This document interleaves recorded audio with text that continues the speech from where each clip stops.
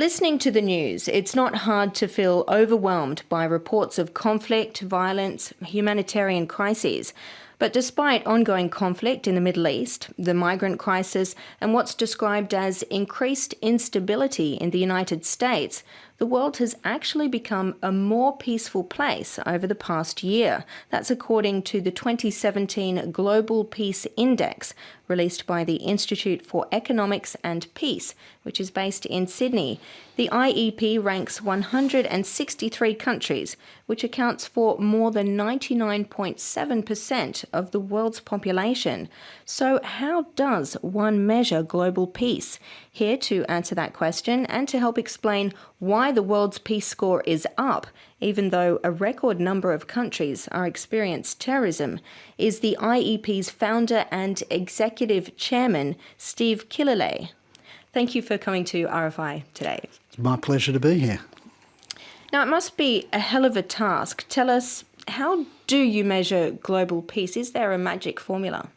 Well, I wouldn't say there's a magic formula, but the first thing is to come up with a very, very clear definition of what peace is. And we use the absence of violence or fear of violence as the definition of peace. And most people will agree with that. And then what we do is we look at three different domains, which we then bring together to create a holistic index. First domain is ongoing domestic and international conflict. The second is levels of militarisation. And the third is internal safety and security. So that'd be the final one. That'd be things like measuring the number of people in jail, level of violent crime, homicide, state-sponsored terror on its citizens, terrorism and such. Now, the world became 0.28% more peaceful over the past year. I mean, this seems like quite a small margin, but I suppose we'll take it. What have you identified as the drivers behind this improvement? So if we look at it, we found that 93 countries improved their levels of peacefulness compared to 68 which dropped.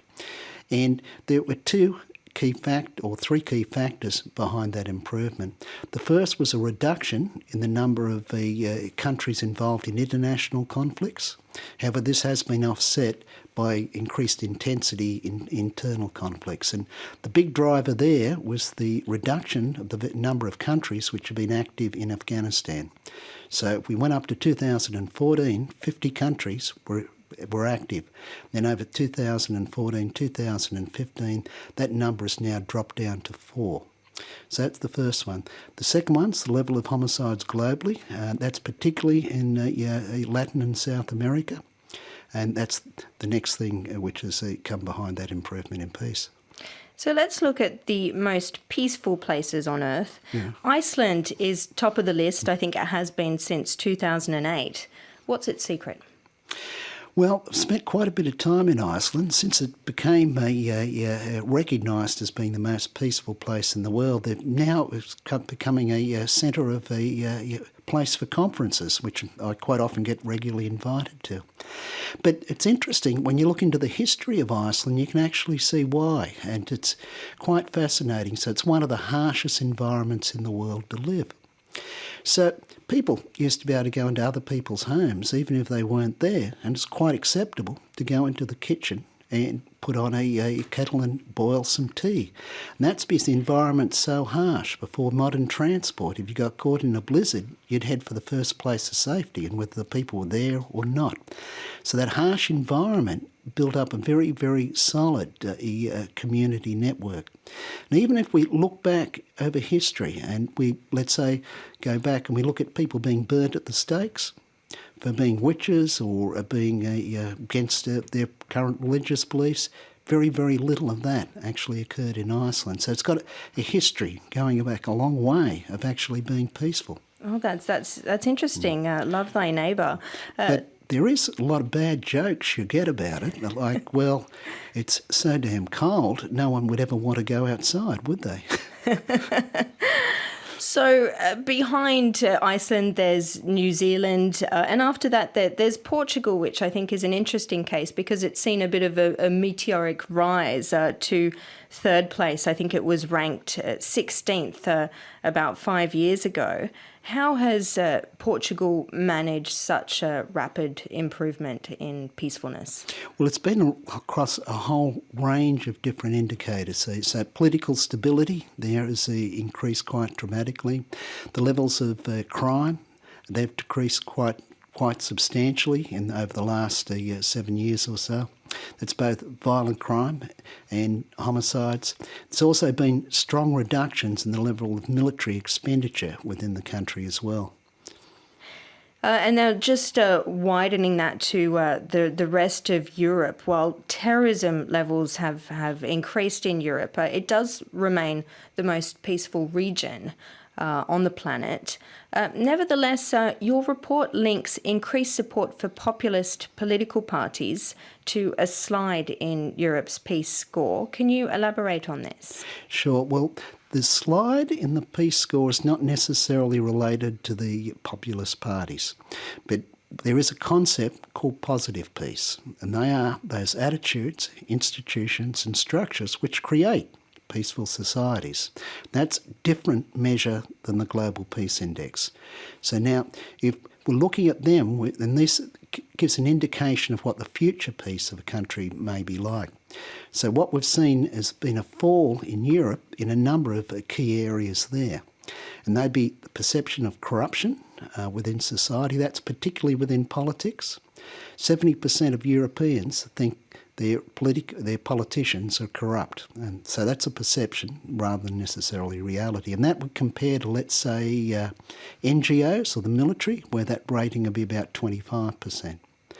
It's also, through Europe, free flow of information. In many countries, there's been attacks on the press, such as the Charlie Hebdo attacks here in Paris, and that has a stifling effect on people voicing other, maybe extreme views, if you like.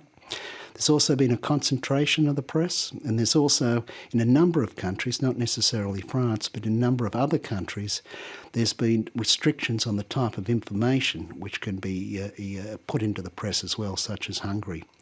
You'll also find that there's issues with the equitable distribution of resources. So the rich are getting richer, while the bottom 50% of society are struggling and finding it harder to get by. Now, as we watch this feeds back into sort of the rise of populism within Europe. And is this something that we're also seeing happening over in the United States? Because it's one place that has really bucked the trend in terms of peacefulness increasing. I think it dropped 11 places over the past year to 114th. Is this linked to the election of Donald Trump and increasing political polarisation in the country? So you're exactly correct, dropped 11 places to 114. And there were three reasons for that drop. First was an increase in the perceptions of criminality, and that was associated with a rising homicide rate. Now, this homicide rate in the US has been dropping for 20 years, but it's now, in the last 2 years, been increasing. So it's dropped from 4.4 people per 100,000 up to 5.2 per 100,000, which is about a 30% increase. So that's substantial.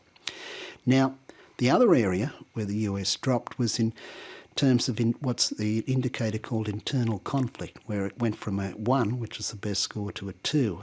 And that's on the back of the polarisation of the US political system, and the more robust we can see the conflict is between the various elements of politics in the US. This also includes attacks on, let's say, the freedom of the press in many different areas within the US. This is coming out of both the Trump regime and was coming out of the Obama presidency prior to that. So what we're seeing here with this increase in this indicator and the fall in a whole range of indicators in the US, it's not really Trump. It's the background conditions which are surrounding him.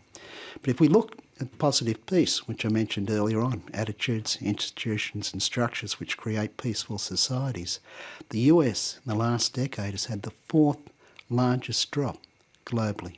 And that is what we're seeing play out in the system. Now, while the US is in decline, one of the regions that's seen the most improvement is South America. It might seem puzzling when you look at political instability in places like Brazil, or in Venezuela. But I suppose on the other hand, we've also seen that historic peace agreement signed in Colombia with the leftist FARC rebels. So is this why South America is improving? Well, we'd need to have a look at individual countries to really understand the detail of them, because, let's face it, all countries, such as Europe, they're vastly different. But there are two key drivers which are going on in Latin America. And the first is a fall in homicide rates. The second is a fall in the levels of violent crime. And now Latin and South America have the highest homicide rates in the world. So it's good news, but there's a long, long way to go yet before we'd actually call it peaceful. Now, I need to ask you a question on Africa, along with the Middle East. North Africa, I think, is one of the most volatile and least peaceful regions. We're also seeing a decline in sub-Saharan Africa. Can you just give us a bit of a snapshot into the countries in sub-Saharan Africa who are responsible for peace losses? So if we're looking inside Africa, the actual level of peace was approximately the same. There was a slight decline. So Ethiopia is the country which has had the largest decline within Africa. Djibouti is also another one which has suffered from violence as well. So if we're looking at Ethiopia, it's a level of internal conflict, it's a political instability, it's declined as well, violent demonstrations, and I think violent crime to boot. Now let's just finish off with the least peaceful, most violent places on earth. Unsurprisingly, Syria occupies the bottom spot. Which are the countries that sort of round off the bottom five there? And do we envisage much hope for improvement in these places? So if we're looking down at that bottom five, you've obviously got Syria, you've got Iraq, you've got Afghanistan, you've got Southern Sudan, Somali. They're all down in that area. So they rolled off the bottom. But I think what's been interesting is, since the decade which we've been doing the Global Peace Index, is the countries at the bottom have been getting much more violent, been really dropping quite substantially over the decade, whereas the countries at the top are either slightly improving or holding their own. So you're getting what we'd call this growing inequality in global peace, where the least peaceful are becoming less peaceful and the more peaceful are becoming more peaceful again.